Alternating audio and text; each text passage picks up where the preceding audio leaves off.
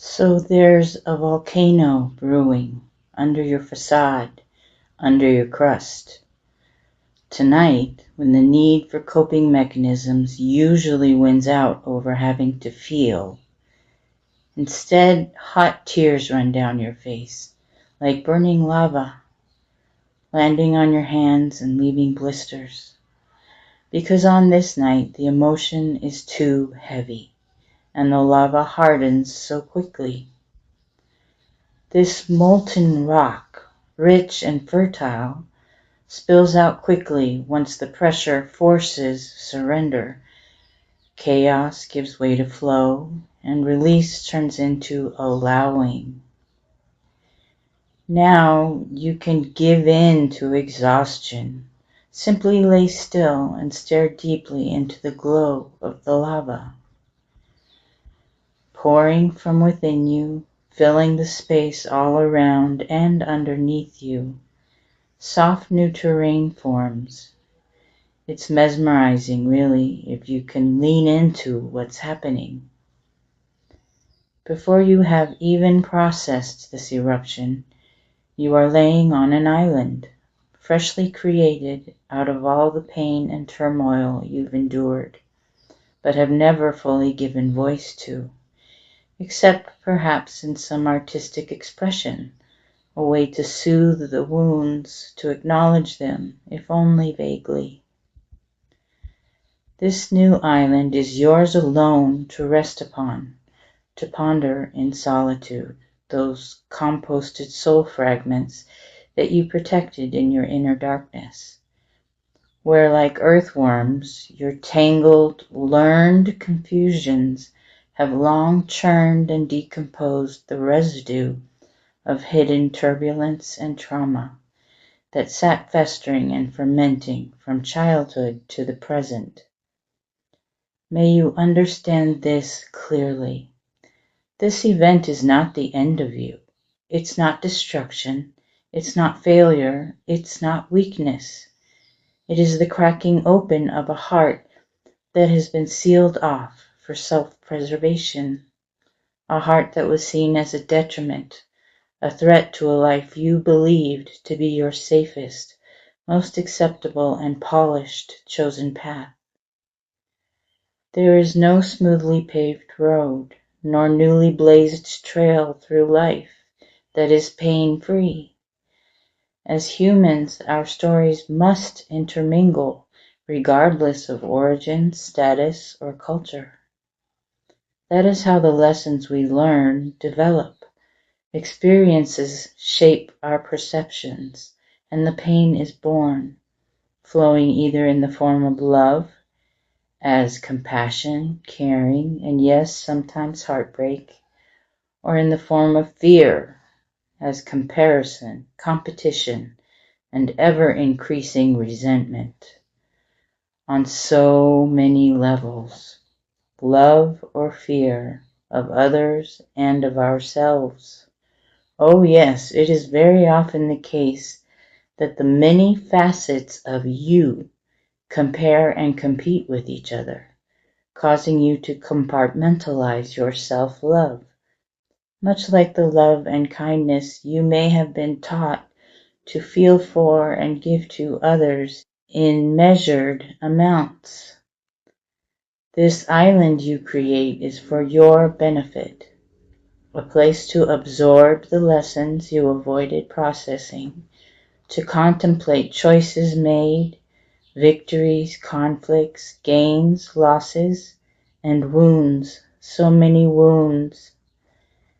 This island that formed from an inevitable eruption of pent-up mental and emotional energy compels all thoughts and emotions that pop up to be heard and felt.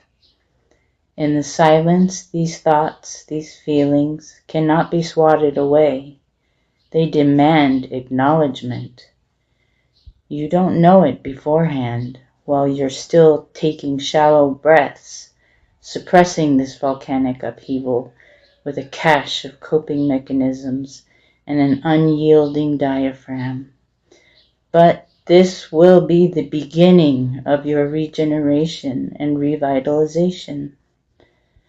This island, small and still warm to the touch, will be where you gain a clarity you were unaware was missing, a reckoning with all that you blame for having to fight so hard just to live a life you could call worthwhile, and all the personal choices, external people, and forces that caused you trauma, pain, confusion, sorrow, disappointment, panic. This hermited moment on a still soft tiny landmass will be where you let it all transform, where you accept all that has been, you accept where you are now, and you realize that the fresh soil beneath your feet is ideal for planting the seeds of what you want to experience going forward. What new unfamiliar emotions you would like to feel, what good times, exhilarating moments, heart-filling tenderness you are willing to let affect you. The soil will eagerly receive these seeds, wrap them in nurturing devotedness, and send you back to your home ground, where you will carry on. But how, in what mindset, and with what amount of conviction will be, as it always has been, up to you. Your newly planted seeds will grow regardless. Will you be open when they have grown and are ready to harvest? Or will another unstable volcano have taken over the new soil and the new growth that are the natural, beneficial outcomes of this current volcanic eruption? Balance is always restored in some form or fashion, but will you help to maintain it? The earth has its own natural cycles, which are designed to keep it in balance and harmony, but which humanity has disrupted and distorted. As a result, humans create individual lives filled with repetitive cycles and disrupted rhythms of our own making. As the planet, so the human, be it knowingly or unknowingly. Thus the eruption you experience on this particular night. Will you break down or will you break through? Do you identify and transform your distorted cycles and disrupted rhythms, or allow balance to occur and course correct? Whatever the case may be, the truth remains, there is no failure or weakness, only feeling better, feeling nothing, or feeling worse. After this hard-to-avoid blowout of your over-pressurized release valves, I hope that you're feeling relief, feeling much better. If you're not, I know it doesn't feel like it now, but having felt transformed myself after several volcanic episodes, and so very truly much better, I know a time has now, or will at some powerful turning point, cause you to feel better too. I wish you patience. I wish you transformation. I wish you to feel immensely better.